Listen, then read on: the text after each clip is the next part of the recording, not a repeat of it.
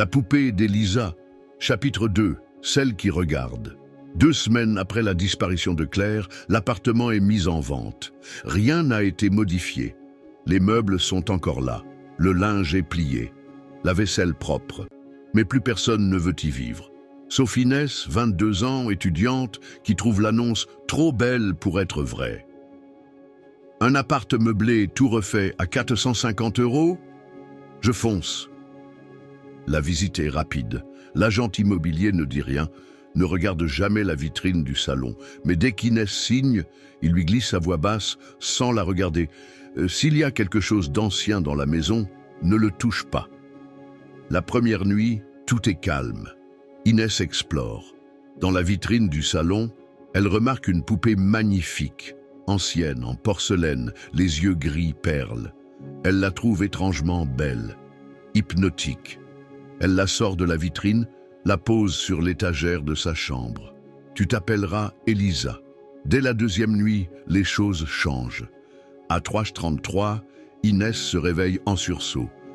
Pas à cause d'un bruit, mais d'un regard. La poupée, posée sur l'étagère, semble la fixer. Et ses yeux sont légèrement différents, comme s'ils avaient changé de teinte. Le lendemain, Inès cherche sur Google. Elisa, poupée ancienne, yeux gris bouge. Rien, sauf un vieux forum fermé où quelqu'un écrivait en 2013. Elle a bougé, j'en suis sûr, et maintenant elle sait mon nom. Inès commence à faire des cauchemars. Dans chacun, elle est assise dans une pièce vide, avec Elisa sur ses genoux. Et toujours, une petite voix derrière elle chuchote « Dis-lui que tu veux jouer ». Elle décide de filmer la poupée en continu. À 3h33, la caméra capte un moment bref. Très bref. Elisa cligne, puis ses lèvres bougent.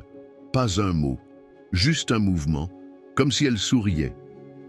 Inès tente de s'en débarrasser. Elle l'enferme dans un sac, part dans un champ et l'enterre sous une pierre.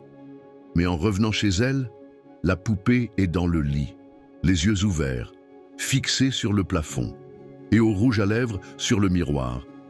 Tu es plus gentille qu'elle, tu resteras avec moi. La dernière nuit, Inès craque, elle hurle, elle pleure, elle supplie. Mais Elisa est déjà assise sur le sol, les mains jointes, comme si elle priait, au mur gravé avec un clou. Tu es à moi. Le lendemain, l'appartement est vide, mais les voisins jurent que la nuit, on peut entendre une fille chanter doucement derrière les murs. Et à chaque